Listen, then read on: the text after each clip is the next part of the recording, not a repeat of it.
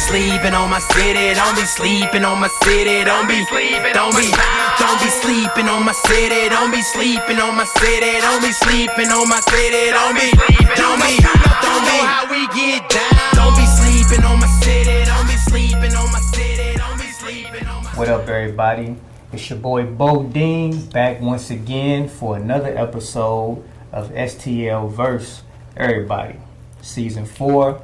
I have a very special guest in the building, one of my favorite new gunners on the scene. He's been doing this thing for, a very long time, but, just that new wave of talent that's really out here just blossoming. My boy Retro Champ, man. What's up with you, boy? What's going on with you, bro? Chilling, man. Yeah. So, before we even get started with, who you are and things like that, who's your top 5 favorite wrestlers of all time? Man. So it was. See, you got him right off the it didn't change as much, but it did change. So the number one's gonna be always The Rock. Okay. And why? The Rock is just, I don't know, man. It's like he went from wrestling to movie star to like entrepreneur. Now he's just like everywhere. Yeah. He owns everything. Everything. Like he's got his own energy drink. He's got his own tequila. He owns the XFL. He does like plenty of stuff in movies. He's got his own gym called the Iron Paradise. Like, He got his own clothing line. Like he built his brand from wrestling all the way up to now. Yeah. So like you can't do nothing but respect that man for that. Big facts. You know what I'm saying? I just have like this big respect for him and what he's done over the years, from what he was born into to what he made himself be. Yeah. So it's dope. Yeah, that's why I always put him like number one. Okay, so we got The Rock. Then my next would probably be so it would be Eddie Guerrero. Really? Yeah. Okay. Eddie Guerrero was like a huge inspiration to me in my life. Dope. And like a lot of people don't understand Eddie's story. So Eddie was like an addict. So he battled addiction throughout his career. And like when his kids start getting older and his wife, you know what I'm saying, like was just sticking with him and stuff like that. Shout out to Vicky Guerrero. It was like, he wanted to make a change. So like he changed everything, and like he just stopped using, and like he got serious about his life and his career. Now he's always been serious about his career in wrestling. Yeah. But it was at a point where he wanted to get better. And when he won the WWE Championship against Brock, and the promo that he did before No Way Out, actually I think it was two promos, but the one that stuck with me the most is when he was like, he was an addict. He's like, I was an addict. And, you know what I'm saying, the high that he's looking for now is being greater, and he'll do anything. He's like, as an addict, they'll do anything to get a high. Like, but his high was different this time. So like that alone just set me off. Like, you know what I'm saying? My third would probably be AJ Styles. AJ Styles is like an incredible wrestler. I think he's like one of the like top guys, period. I watched him since TNA, and ever since then it's like he just grew into something massive. Yeah. So like, especially now, like he's in the WWE, and I just respect AJ Styles for his work ethic, and I respect AJ Styles for who he is. Like, yeah, I just like AJ. And homie's I know he's about 40, but he's just still in great shape. Yeah, he's still in great shape, and he can still move. Yeah, like it's crazy. It's nuts. Like, My fourth would be CM Punk. Okay. CM Punk is a huge inspiration in my life. CM Punk doesn't drink, doesn't smoke, same thing as me. Like he's just completely straight edge, and I respect that. And like he is just an amazing performer, an amazing person. I like how he's a leader, but he also likes to learn, so it makes him just become something different. So like when CM Punk first came into like wrestling was like when he went to ECW. I've watched him before then. He was in Ring of Honor, but to watch him go from Ring of Honor to ECW, like come into WWE, and like, you know, people like excited about him going all the way to like being the best in the world, like really set himself apart from a lot of different people.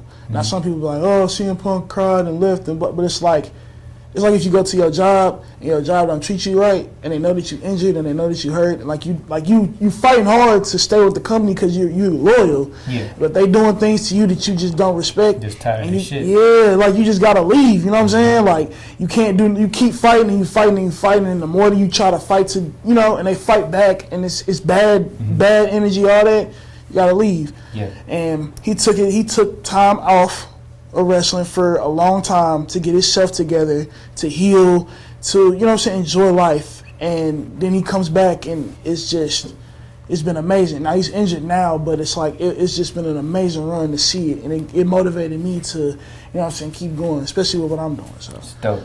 Last one. The last one will probably it's hard. It's kind of hard to say, because it would have to be between Kevin Owens and it's hard. It's between Kevin Owens and Kenny Omega, but I probably have to give the edge to Kenny Omega. Okay. Kenny Omega, why? Because Kenny Omega is a workhorse. Like, period. He's a workhorse. It doesn't matter the situation, he just gonna work. Like they had to make him sit his ass down. Really? Because he doesn't stop working. Damn. Like he'll wrestle his whole life if he wanted to. Like he'll die. That's dedication right there. Like he's one of those. So they had to sit his ass down for like a year and a half, and he's in, like, you know, nurse some injuries that he had that he didn't even know he had. Like, that's how hard he works. He don't even be knowing stuff. He just do it. So like I think it's about almost a year and a half, almost I think about a year and a half since he's been out, and like he still just wants to work. Like he don't like sitting at home. But he did say if he has another minor setback, he's gonna quit because he's tired of having setbacks from doing what he wants to do. Yeah. But I think that he'll be fine. Hopefully he'll come back soon. But yeah, I just admire his hard work and what he wants to do, and he likes to keep going. So that's dope, bro. How has wrestling inspired your artistry? To be honest, it's just weird. Like I like wrestling. I like hip hop. So it's like I just want to do both. I'm just like, you know, just try to implement both into me. You know what I'm saying? It's the things that I like, and I was like, let's just try to fuse it together or something. Try to figure something out. So like, the belt that I usually have. You know what I'm saying? I got my own custom one. I'm gonna get another one made. Like the goal is to have like at least 7 different belts that are all different, and they show like different things. Whether it be, you know what I'm saying, just one where it's the performance looking belt, the one that'll be like, you know what I'm saying, implementing like St. Louis and myself, or another one where it's like implementing like heavy metal and rock. Like it's just certain things that I like will be in these 7 belts. That's hard. So. Yeah, man, it's just like I love wrestling, I love hip hop, and it's just, you know, what came up with it. That's dope, man. And like your name is pretty fly too, like Retro Champ. What made you come up with that name? So when I was a kid, I used to go by Lil G the Champ, but then I got older and I was just like, it's starting to get real cringy and it looks real silly. So I just looked up the word retro, and it was like vintage, or, you know what I'm saying, originality, and I'm just like, I have an original style, so it's like, why not? So I used retro, and then I kept champ because that's just still the wrestling thing, so I just merged both of them together, and it came out to be retro champ, and I was like, all right, we're going to stick with that. What got you into rapping? So you like come from a lineage of like some like legendary artists, or like Ill Fallout from Ill Phonics and Ill Spitter. Yeah, man, those are my cousins, bro. Like, shout out to them. So, like, when I was a kid, I used to watch like 106 and Park a lot. Okay. So, like, I literally used to like come home every day after school, like watch 106, and I would watch like Bow Wow or Missy Elliott or Da Brat or Fab, Jeezy. Like, those people I watched. You know what I'm saying? And like, I seen Bow Wow come on stage with Jermaine Dupri and do bounce with me, and I was like, damn, like, he's a kid doing this shit. Like, I I can do this. Like, I can try to do that. And, like, I've been rapping since 8 years old. So, like, from 8 to now, it's like 8, I was, like, trying to figure out what 16s were. Like, you know, just trying to figure something out. Like, but it wasn't until I got, like, out of high school when I took it seriously. So, like, I took it seriously when I got out of high school. And, like, Fallout and Ill, they were both like, all right, you know, bet. So, like, they pretty much would always, like, try to give me game and tell me who to go listen to. You know what I'm saying? Like, who, like, what style of rap that they remind of, like, when I rap to them or something like that, like, what they remind of, like, who is it that I can implement, or who is I need to listen to like, figure out a staccato flow, or, you know what I'm saying, something that is, like, more bar-y, or something that's aggressive, like, you know, because my style is very aggressive. So it's like, who could, like, I study to get that from? You know what I'm saying? So, like, I listen to KRS-One, the Speed Not Mobsters. Let me see, Black Thought. You know what I'm saying? I listen to, like, different MCs, like, over the years. Like, of course, my favorite MC is Eminem, but that like, it just goes deeper than that. So it's like, even like with Slaughterhouse, like with Joe Budden and, you know what I'm saying, Crooked Eye, and, you know what I'm saying, like, those type of, like, those type of MCs that have this, like, aggressiveness to them. You know what I'm saying? Like, they got something that'll, like, they'll spit for hours, and they'll, you know what I'm saying? So it's like, I just have learned so much from them. It's dope, bro. You know what I'm saying? I even went to go research certain shit myself. You know what I'm saying? Yeah, man. Like, it's just certain people that that are in hip hop that we don't really, like, appreciate. Like, I still think we don't appreciate Crooked Eye as much as we should. Crooked Eye is nice, man. He's just a nasty wordsmith. I had to do a record with him, and when he was in the studio, like, he don't do the pen and pad thing. He just goes. He goes, and just how he put everything together, and it was so intricate. It was just great to watch. Yeah, hell yeah, man. It's a couple MCs that's like that. Like, even Demrick. Like, Demrick is an OG in the game, and people don't even know that. Like, you know what I'm saying? He didn't work with Exhibit, Dre, Cube. Like, it's a certain, like, even Be Real, like. And Demrick is one of the coldest MCs I ever met in my life. So it's like, seeing him do his thing and, like, listening to him and watch him do his, you know what I'm saying, it inspires me. That's why I talk to him so much, because I be trying to get game from him too. Because, like, he be showing me old clips of when, like, back in the day when he used to rap for Dre. Then he was doing old clips, like, he was in arenas with, like, Be Real and Exhibit, all the way to now. Like, you know, I'm just like, damn, bro, like, we don't put no respect on this man's name. You know what I'm saying? He been doing this for years. You know what I'm saying? So it's just certain MCs like that I think we should, like, give their flowers to. Yeah. You know?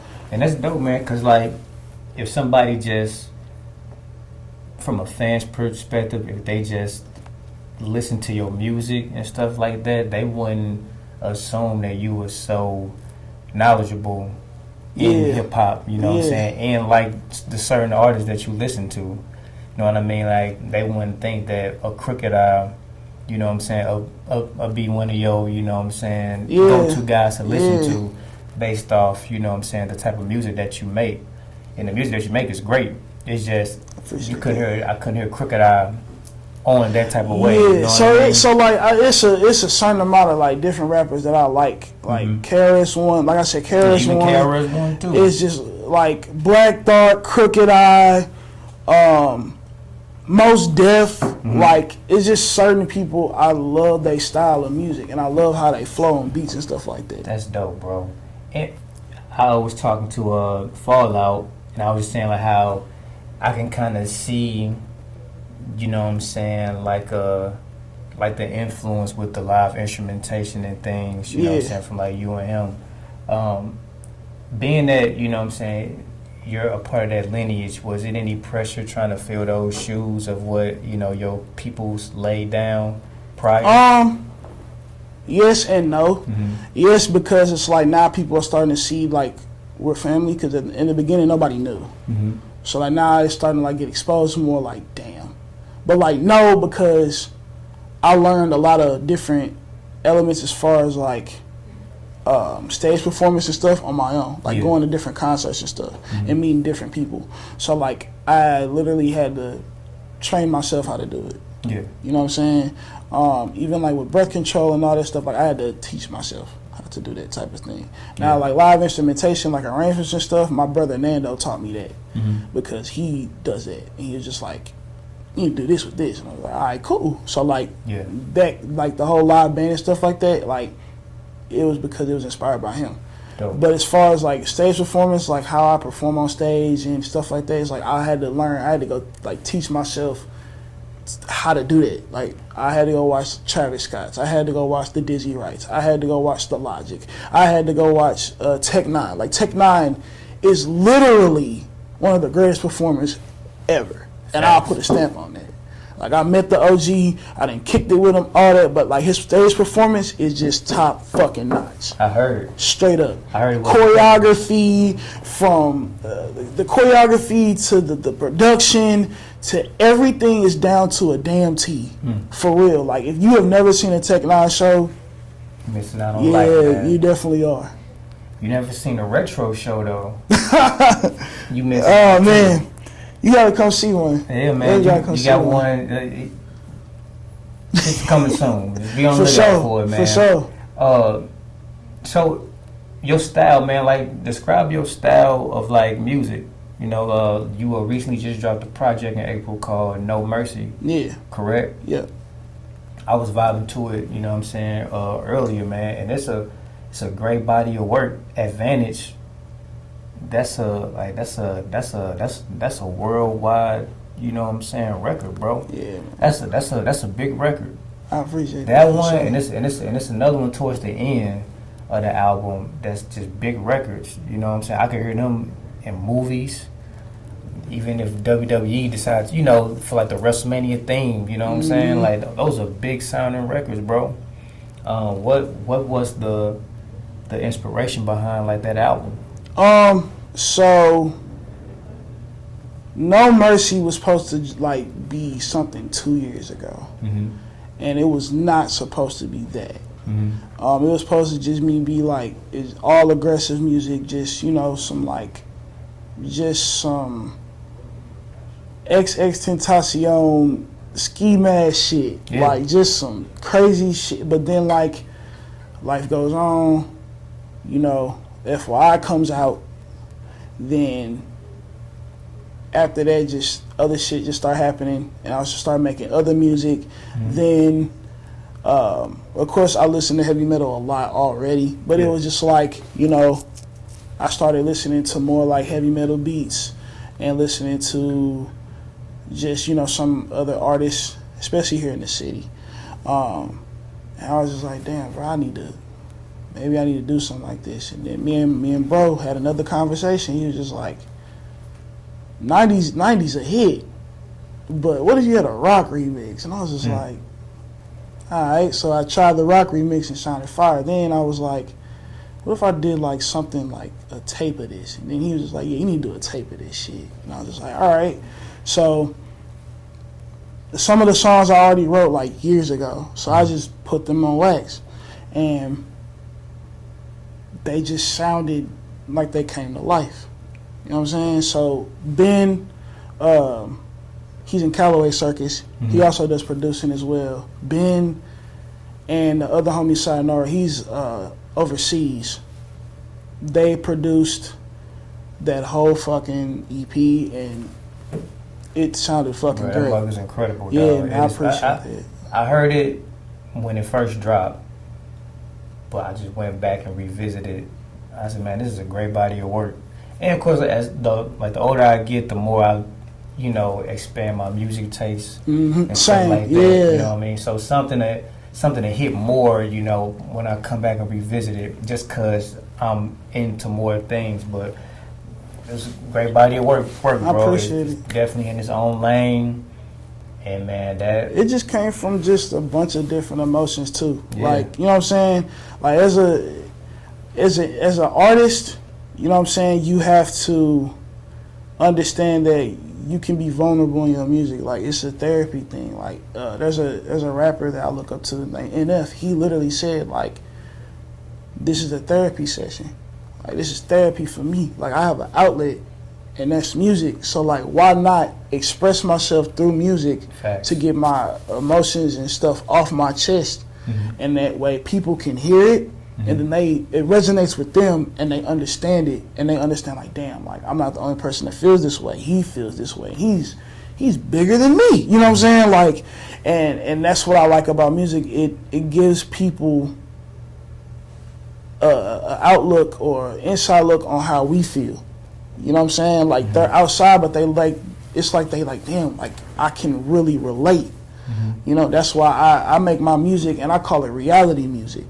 You know what I'm saying? It has no genre to it. It's just how I feel on whatever the fuck. You know what I'm saying? So that is why I make the music I make, because it is reality music. Because in reality, we go through a lot of different shit. We feel a different way. Like, you know, we walk different paths, you know? So it's like, whatever that you're feeling on that path, on your journey, I understand, because I'm on the same thing. Like, we totally different ways, but I get it.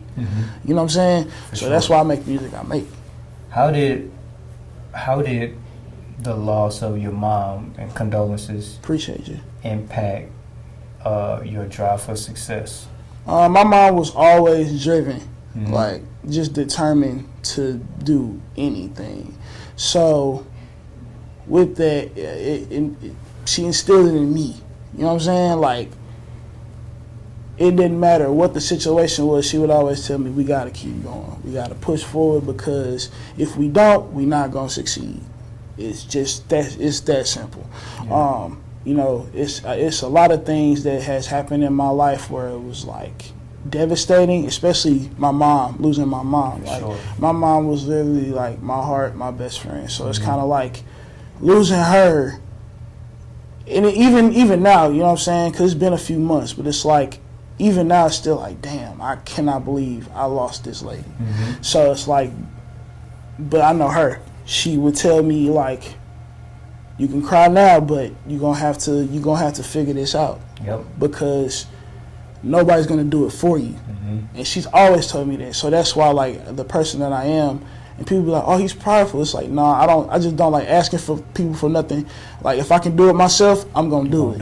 You know what I'm saying? Like, people be like, you know, helping me out and stuff like that. Don't get me wrong, you know, but it's like, I don't really ask for it, because it's like, I feel like it's a crutch. Like, once you start asking and you know, then it's like, yeah, you gonna keep asking. They're gonna like you begging, and damn, bro, it's like, exactly. So you know what I'm saying? I don't do that, because to me that's a crutch. So my mom just raised me to be a full-on man. Like, you know what I'm saying? It was just me and her in the house. You know what I'm saying? My dad, in the beginning, it was her, me, and my father. But you know, things happened, and then it just became me and her, and she just taught me everything I needed to know. Now, some things I had to teach myself, but but the majority is all her. So the reason why I'm here now is because of her. Shout out to moms, man. Yeah, I know how that, you know what I'm saying, goes. Just losing like your hero, one of your heroes, and it doesn't get better. Because the older you get, you know, you start having a family, you have all these accolades, and they're not the main person that was rooting for you isn't there. But you just learn to deal with it and just, you know, cope with it in your own way. But man, like, when I heard that news and then just see your progress, you know what I'm saying, since then, it was good to see. Because some people, when they lose, you know what I'm saying, a loved one or somebody, they just kind of seclude themselves from everybody, and they just drop everything. But you kept it going. You had a tour that you're doing. Yeah. Dropped the project. A lot of good things happening, man. So yeah, man. Keep that up, bro. Yeah, definitely. Like, even before she passed and I told her about the tour, she was so shocked. Like, it shook her up, because it was like, I've been wanting to tour for a very long time, and like, you know, there'd be days I was like, man, I don't want to do this no more. And she'd be like, well, that's not why we're here. Like, we're not here to stop. You know, like, maybe you need to take a break, but it ain't time for you to stop. You know, so it's just, when I told her that, hey, and then especially who I was going with, because she knows that me and Dizzy were close, or still close. But when she found out I was going with Diz, it was like she was ecstatic about it. Yeah, that's a good look, man. Dizzy definitely out here doing this thing, yeah, bro. for sure. How was the tour life? Tour life good? Tour life was real different than anything else. I'm not gonna lie. Only reason why I was prepared because, like I said, I had to learn the stuff. So, shout out to DJ DJ Mike. I call him DJ Mike, but it's really DJ Fame. DJ Fame was Dizzy's old DJ. Okay. And me and Fame used to have conversations all the time about touring. And he was just like, "It's gonna be the hardest thing in your life. I'm telling you right now. You might as well go and save up money." And like he would tell me every year. I'm talking about every single year. Fame would say, "Save your money. You're going on tour one day. Save your money. You're going on tour. I got a feeling that you're going." Like every single year. And I've been knowing Fame since 2014. You know what I'm saying? I've been knowing Dizzy since 2014. Yeah. So it was like every year after that, Fame would either call me or text me or whatever and be like, "Hey, it's coming. Like, you just got to wait. But you need to go and say, because it's expensive." And I was like, Fame. He's like, "No, I'm serious." And then the day came and he was like, "How you feeling?" I'm like, "I'm good." And I did everything by myself, like planned it and all that. So, like, I learned early, so I didn't like stress later. Yeah. But it was still like, damn, I wasn't really like fully prepared. You know what I'm saying? Because like it's so much that goes into touring. Like you have an itinerary, you can't be late to your itinerary. You know what I'm saying? Like the booking agency, shout out to my boy Kev. Every morning he would send me like, "This is time for sound check, this is your start time." In the middle of all that, you got to figure everything out. Damn. You know what I'm saying? So you got to figure out when you're going to eat, when you're going to sleep, when you're going to take a nap, like what time you need to be there. And think about it. Like we were in Colorado for the first 3 days, which is fine because like everything was either 30 minutes or an hour from each other, like the cities. Then we had to jump to another state. So we were in Denver the last night, and then we had to go straight from there to Nebraska. So it was like, can't sleep when we leave here. We got to go straight there. Then it was like we were in Nebraska for 3 days, and we had to jump from Nebraska to OKC for the last day. And it was just like, it was a lot of hectic shit. You know what I'm saying? But other than that, I love touring. Like, touring is fun as hell to me. I want to do it again. I definitely go back. Like, that shit is just so fun. You seeing different people every night. You know what I'm saying? Like, different people. People come up to you, like, talking to you about your music, taking pictures, autographs. Like, I signed a skateboard. Like, dope. It's crazy as fuck. So. You're going to be signing more than that. Man, you know I hope so, man, because I really love interacting with fans. You know what I'm saying? Definitely.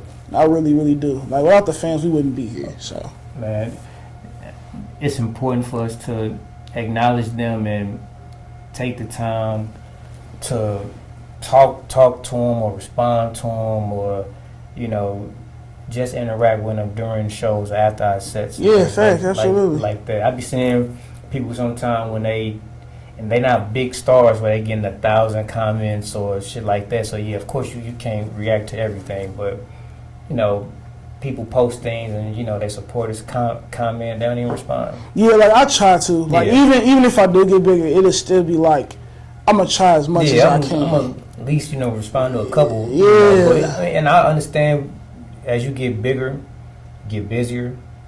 And all the notifications just be booming everywhere. So you can't respond to everybody, but it's always good to acknowledge the people that's putting money in their pocket. Yeah, absolutely. Man. Hell yeah. Like I said, without them, like, we wouldn't make it. You know what I'm saying? Big fact. I think a lot of people be forgetting that, like, you didn't get here just based off of, like, you did, but you didn't. Yeah. Like, people had to watch you and put money in your pocket and invest in you. Now, of course, you're investing in yourself, but, like, once you invest in yourself and these people see you and they, like, want to interact with you and stuff like that, they're really fucking with you. Yeah. So, hell yeah, man, without the fans, bro, it'd be a different ball game. What's next for Retro Champ? Honestly, you know what I'm saying, just doing more music, just writing more music, just being in the studio. Probably some more shows here and there, not sure yet. Can't really say. But as far as music goes, I'm just writing all new music. You know what I'm saying? Just doing stuff like that. Slide me in a 16 in there, man. I got you, bro. I definitely would like a Bodine verse. I would love a Bodine verse. We're gonna get it, man. We're gonna make it happen, bro. For sure. Definitely, man. What's a gem that you can give aspiring artists that's on the come up? Words of advice, words of wisdom. Never give up. Ever.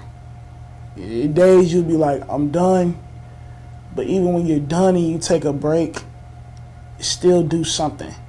Like, still keep putting yourself in position to, like, right now I'm on a break, but I'm still gonna like go to the studio and write music and record, because I always want to have stuff in the vault, and I always want to have stuff ready so that way when I do drop, I got something. Always, you know what I'm saying, I hate using the word content because it's just so cheesy, but it's like always have something prepared to post. You know what I'm saying? Always interact with your fans. Always just be doing something, because once you stop, your mind starts to shut down, and when your mind shuts down, you don't want to do nothing. So for me to you, keep going and master your craft. If you have to sit in front of a computer an hour a day to figure out what you need to do to make your brand better, that's what you need to do. You need people around you that are going to inspire you to build your brand up. Have people around you that are like-minded, like-spirited, like my mom would always say. If you don't have that, then I don't know what to tell you. But for the most part, like I said, keep working, keep yourself grounded, keep yourself motivated, and have like-minded, like-spirited people around you that are going to push you. There you have it. Where can people find you at, Brody? You can find me on Instagram at TheRetroChamp, on Twitter at TheRetroChamp, RetroChamp on YouTube. You can find me everywhere: Spotify, Apple Music, Tidal, TikTok, wherever. Deezer, all that. You know what I'm saying? You can find me everywhere, bro.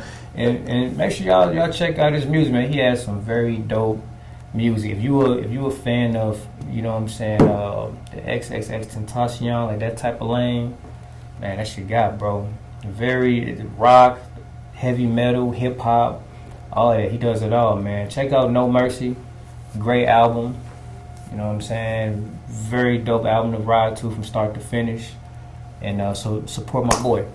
Appreciate it, man. You did? Hey, shout out to StlVsErrbody, because I've been wanting to get on this show for a long time. So the fact that Bodine hit me up for sure. and said, hey, pull up, I'm like honored to be here. You know what I'm saying? Man, much love, man. So I appreciate you, man. Sure, like, bro. we got to give you your flowers too. I definitely appreciate you for what you've done, from the Darren Shields to like everything that you've been doing, bro. I appreciate that, bro. Thank you. For sure. I'm just playing my part. Hey, man, you're doing a great job too, bro. Thank you, like, bro. for real. Thank you, man. Much love, man. Absolutely. Bodine, Retro Champ, StlVsErrbody signing out.